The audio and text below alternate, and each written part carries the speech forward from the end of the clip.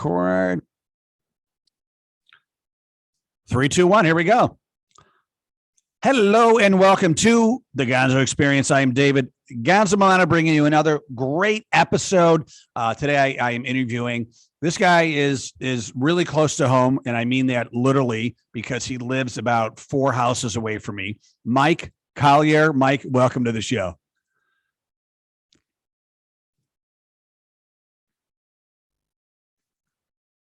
Hey, can you hear me, Dave? We may have to start over. Yeah, I think we got to start over. Hold on, time out. Hold on. Let me, I don't know if it's my internet or. Let's get off video. Sometimes that helps because we don't really need the video.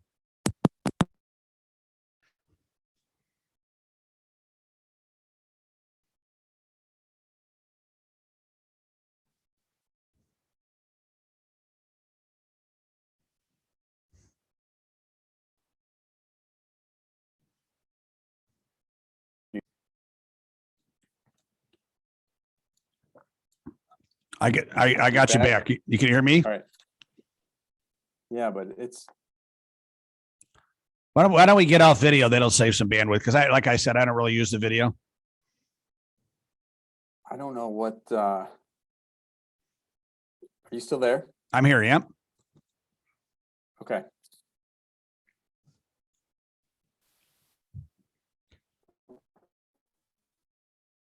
You good? All right. I don't know if it's the cold or what. Yeah. I don't know. It could be. It's what is it? Right. 5 degrees, right? So. Yeah. All right. We'll give it a shot again. You ready? Yeah. All right. 3, 2, 1. Welcome to the Gonzo Experience. I am David Gonzo Milano here with another great episode of the Gonzo Experience podcast. Today, I have on the show a friend and someone who is close to home. Literally, he lives down the street from me. Mike Colyer. Mike, welcome to the show. Thanks, Dave. Glad to be here. It's been a long time in coming. We've been. I know. I think I saw you running over the summer, and I said I got to get you on the show. And I'm telling everybody that Mike is just not on the show because he's my neighbor and a really great human. He's just an incredible entrepreneurial minded business person who has grown companies from very small to very big.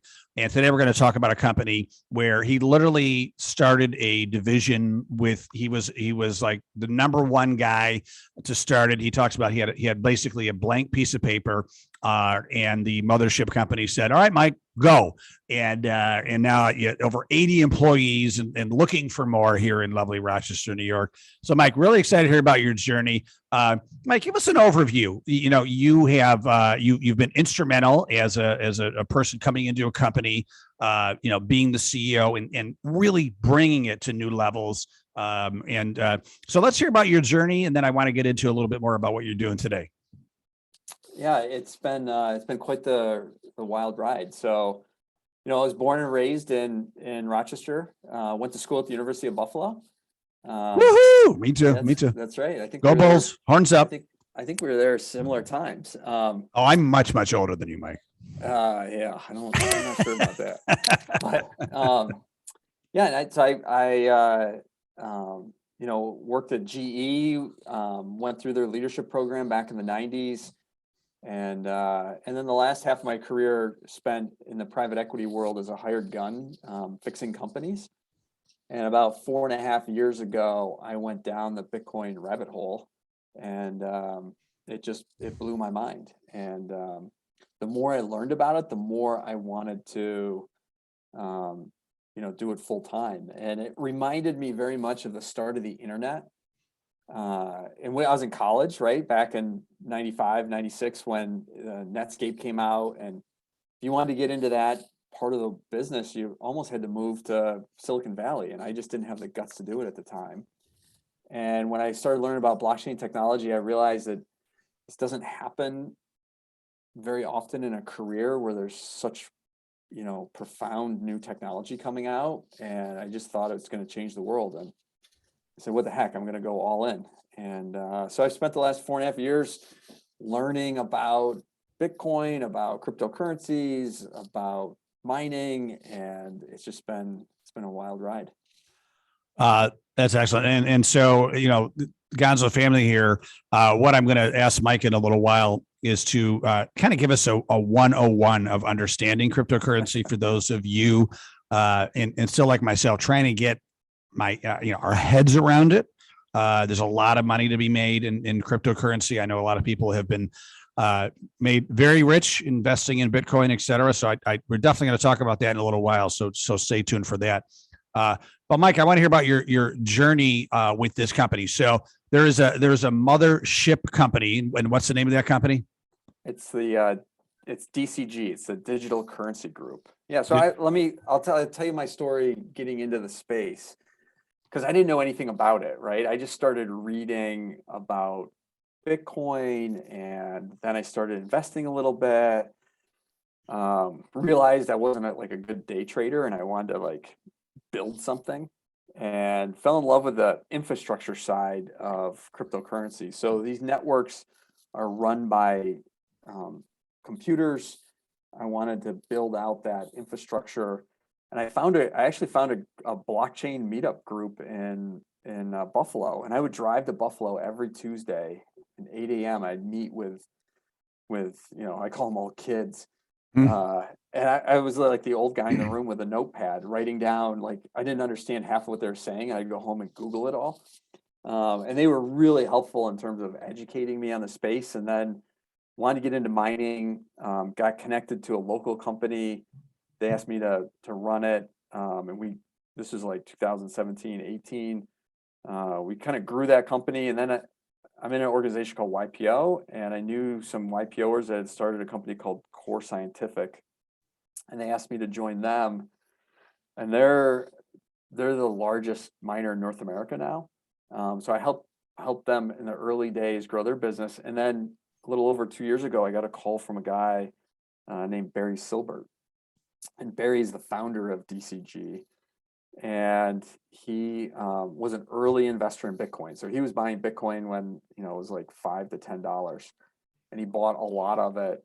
Believed in the space. He held on to it, and then wanted to create companies to move the ecosystem forward. And he called me in, I think it was October of 2019, and said, "Hey, I want DCG to get into the mining space, and I want you to lead up the efforts. And here's a blank sheet of paper, and figure out how to leverage the DCG brand, its balance sheet, its portfolio companies to bring real value into the mining ecosystem." And it's just been a wild ride ever since. A ton of fun.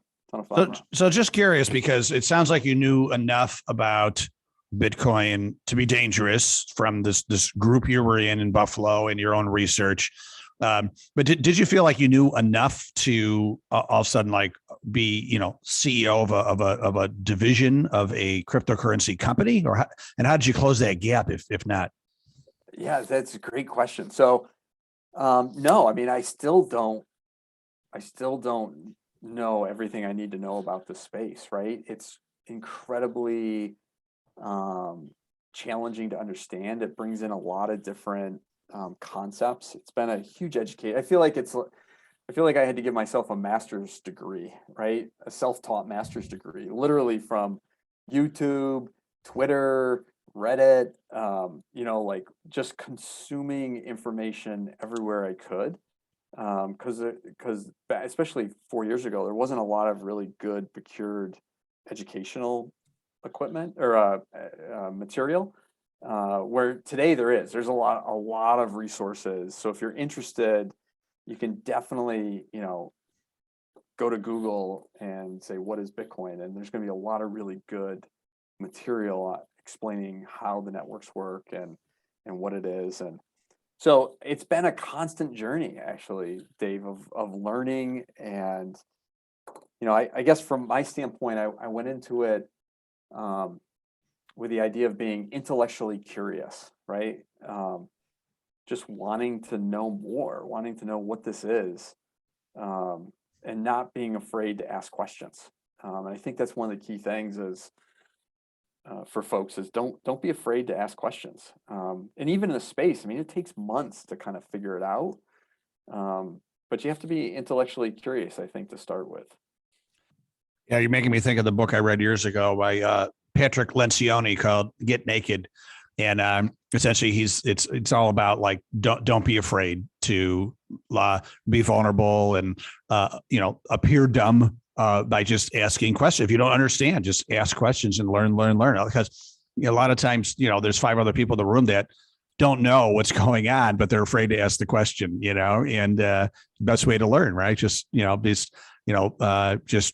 just something like, excuse me for not knowing this, but I want to get my head around it. Can you really explain this a little bit to me more? And people are usually like very happy to, right? It's not embarrassing at all, but it's just taking that initial step to ask the questions. Yeah, it's having, I think, the self-confidence to ask the question, right? Yeah. And you're right. I have found that that's typically everybody, most other people in the room have the same question. Nobody wants to ask it. Right. Yeah. So it's, yeah.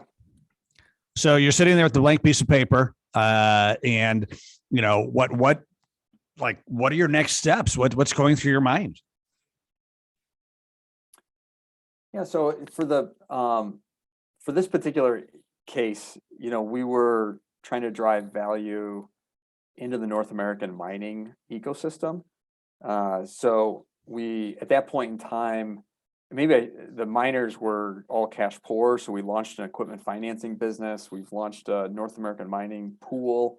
We have an advisory business, and we also are into the proof of stake side of cryptocurrency. So we run networks in the cloud for institutional customers, right? We're mostly focused on institutional customers.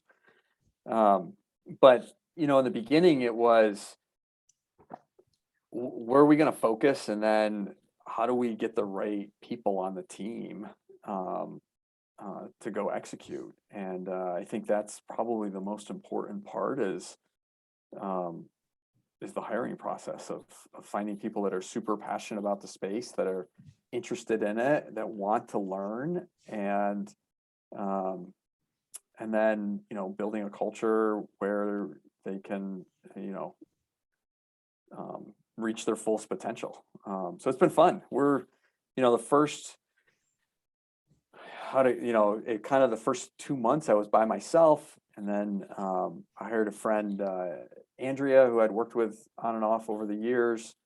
She joined, and then we hired an intern, Lucas, out of RIT. So there's like 3 of us. After the first year, there were like 12 of us, and after the second year, there's 85.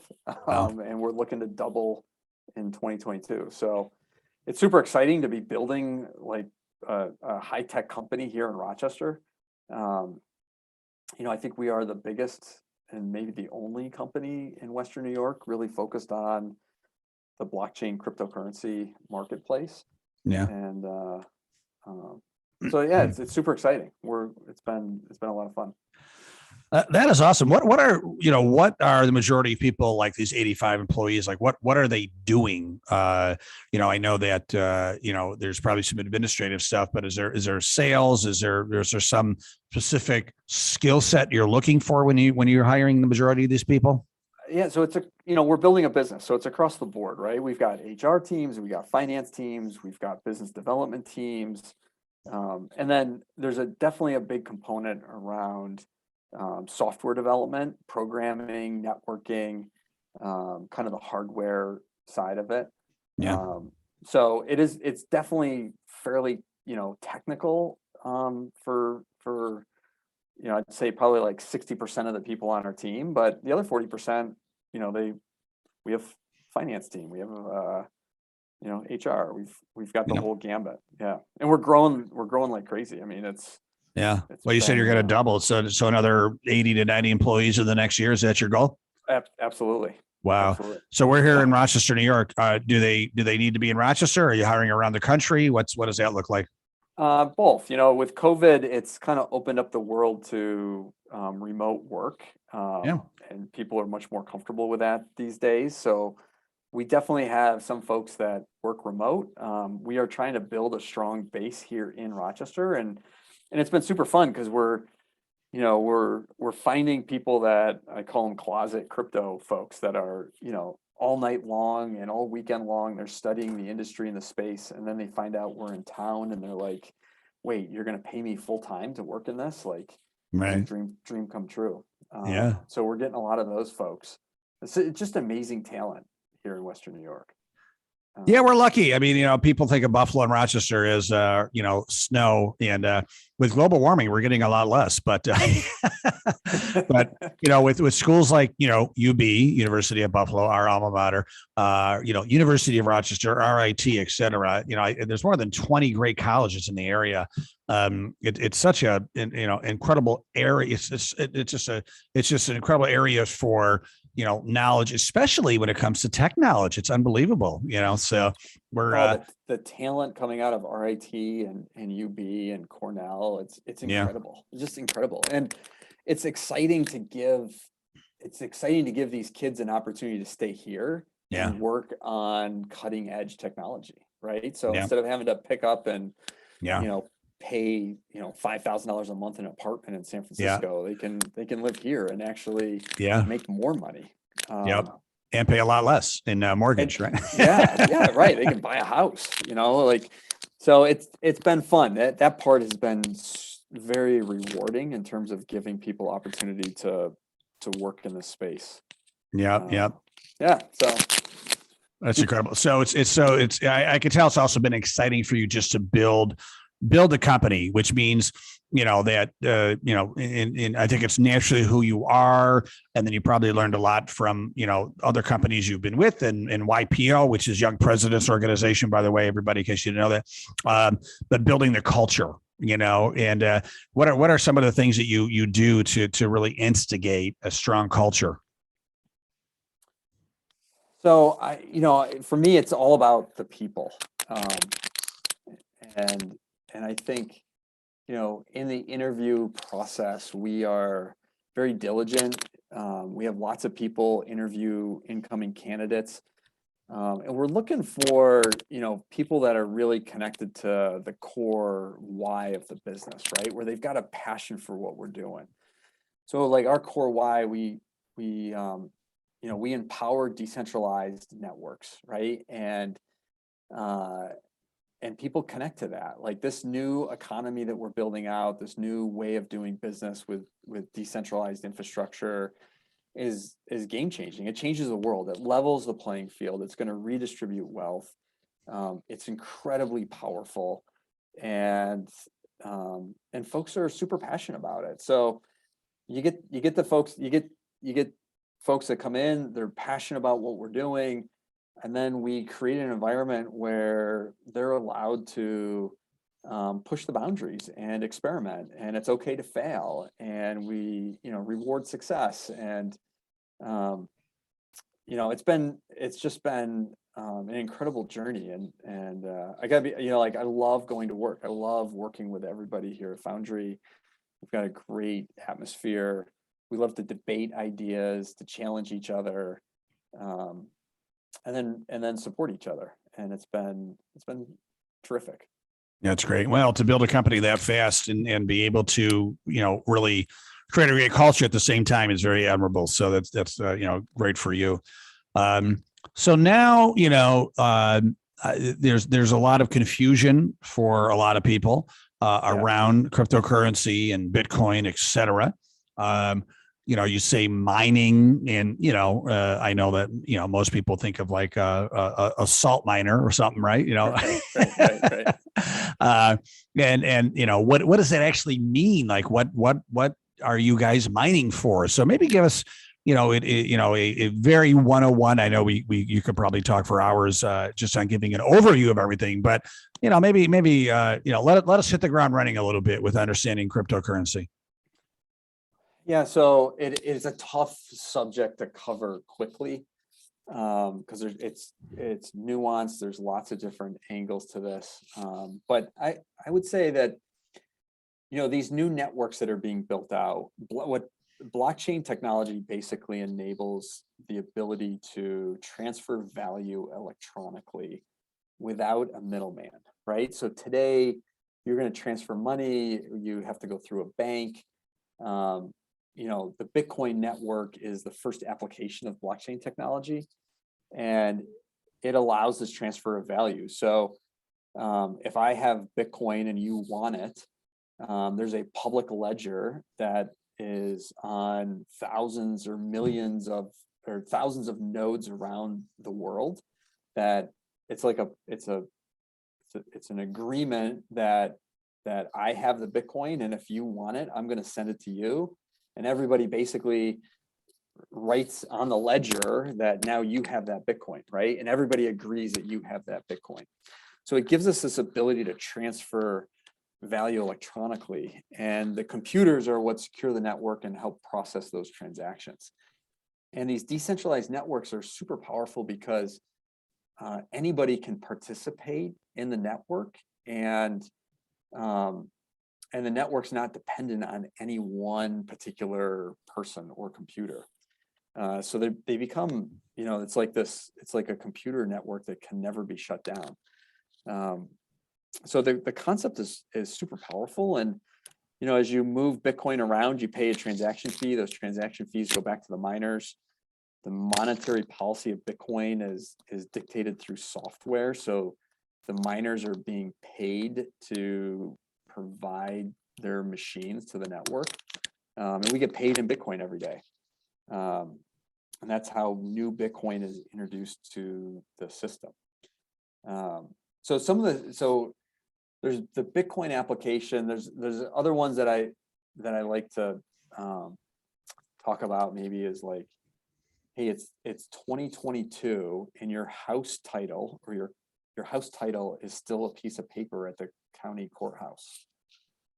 Why is that?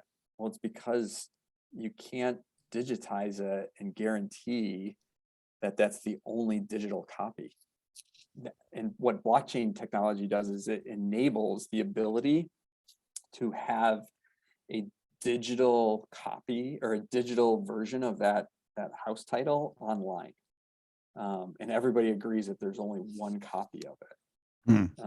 So it becomes a pretty powerful concept as you think through kind of where our systems are still antiquated and how blockchain technology will enable those systems to operate more freely. I don't know, like so much of our life now revolves around the iPhone, but I still have to carry my license with me, right? Yeah. And at some point, that license will become a digital. It'll be digitized, and it'll be on my phone, and I won't have to carry an actual piece of paper. And blockchain technology enables that. Without blockchain technology, you couldn't do that electronically. So we are in the early stages of building out that network, and the tools and the software and everything that's going to enable all of it. So, if you think about the internet, you and I were in college when the internet came out. We didn't even have cell phones at that point in time. Right. But we all wanted to be able to have this idea of watching Netflix on something in our pocket, right? It wasn't possible in 1995, and it wasn't even possible in 2000, but by 2007, 2008, all of a sudden it's starting to become real, and now it's like no big deal. 20 years later, you don't even think twice about it. Yeah.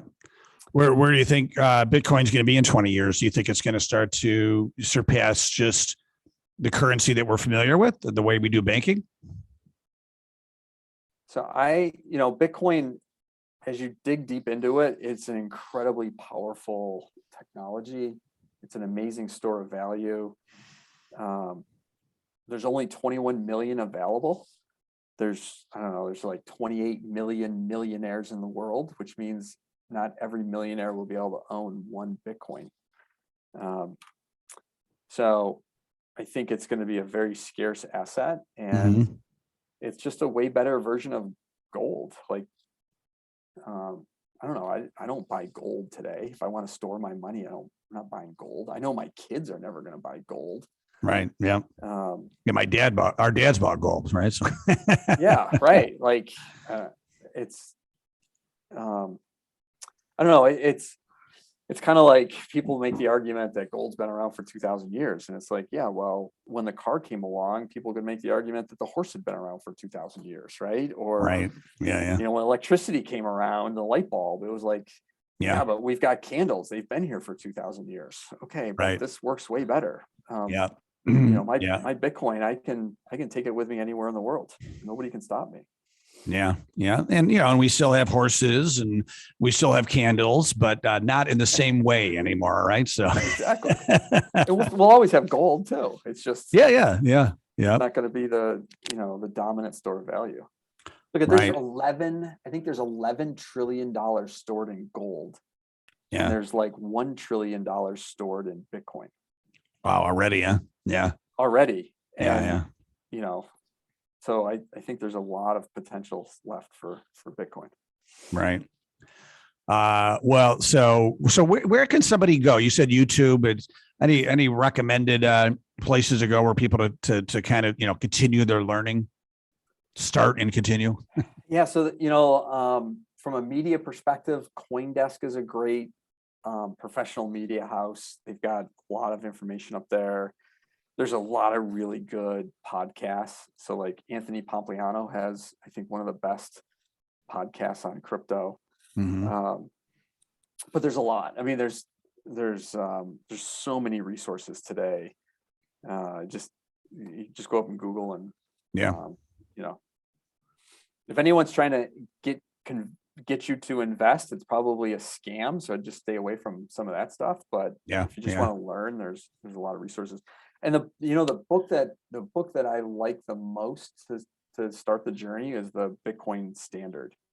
The Bitcoin Standard. The Bitcoin Standard. It talks about like the history of money and then how Bitcoin fits in. It's a really, really powerful story. Great. And it's kind of a great way to ramp up to learning more about it. Yeah, absolutely. Yeah, absolutely. Excellent. All right. Well, cool. That is a great start. I mean, I loved hearing about your journey. Loved getting, you know, my little toe in the pool of Bitcoin. So thank you for that. There's so much more. I mean, if you have more to learn, then imagine how much more, you know, I have to learn. Right. So, but thank you for that. Last but not least, Mike, you know, I see around the neighborhood, you're a fit guy, you're running, you're playing pickleball. You know, what are some things that you do to really, you know, you're a successful family man. You have a beautiful family. You're great, you know, great business person. You're great shape. You look very young. What are some of your habits to make sure that you stay on top of all these categories that are important to you? Yeah. Well, thank you for all that. I don't know. It's tough to manage all of it.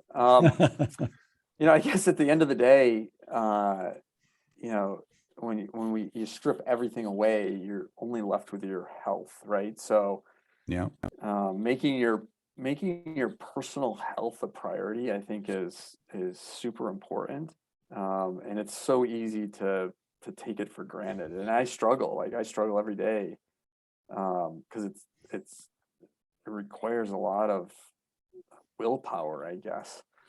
But it's the basis of everything else. And I think some of it starts with sleep. So maybe, you know, I spent way too many years not getting enough sleep. So I'd say the last 4 or 5 years, I've tried to make that a bigger priority. And then in terms of like moving and exercising, is just trying to find things that you enjoy doing and you look forward to. So you see me running. I hate to run. Like, well, you're very good at it because you run past me. I don't enjoy it at all. So it's always like a struggle. But I love to bike. So it's just staying active. You know, if it's just hiking, going for walks, whatever. I think moving is an important part of staying healthy. Yep. You got a great family. You got Lisa is a very patient, loving wife. So we'll call her out, right? Yeah, on the family front, it's spending. I try to spend as much time as I can with Lisa and the kids, and they've been super supportive as I've gone down these different career paths, and it's tough. It's tough to be successful at work if you're not successful at home. And I've got an amazing wife that is incredibly supportive and just super lucky, super lucky. It's 25 years. We celebrated 25 years this year. Wow, that's awesome. That's awesome. Yeah. Well, she's wonderful. I when I'm taking my my runs or my power walks, she's outside walking the dog, and so she's more my speed. You're going too fast for me, so I get to talk to her as well. But Mike, I really want to thank you for being on the show and appreciate what you're doing for the entrepreneurial world and our hometown of Rochester. You're doing some great things, and really proud of you and having you here, and wish you continued massive success. Dave, thank you. I appreciate you helping spread the word. It's been great. And Mike, if people want to get in touch with you, learn more about you, or if they want to inquire about a job, you're hiring 80 to 90 people this year. What's the best way to get a hold of you? Yeah, so our website is foundrydigital.com. Twitter is another great spot to follow us. So I'm Colyer Mike on Twitter. And then Foundry Services is a Twitter handle for our business online. But that's probably the best place to go. Okay. Yeah. And if anybody wants a personal introduction to Mike, I'd be happy to email Mike, and you just throw me an email at david@davidmamano.com, and I'll enable that connection as well. So Mike, thanks again. I really appreciate your time. And like I said, I wish you continued massive success. Yeah. Thanks, Dave. Go Bills. Go Bills. That's right. Bills. That's right. Go Bills. AFC champs, going to beat the Patriots this weekend, right? So absolutely. Very good. Thank you, Gonzo family, for listening. Appreciate you as well. I know there's a lot of content and podcasts out there, so appreciate you sharing your heartbeats with us today. Make it a great day and stay awesome.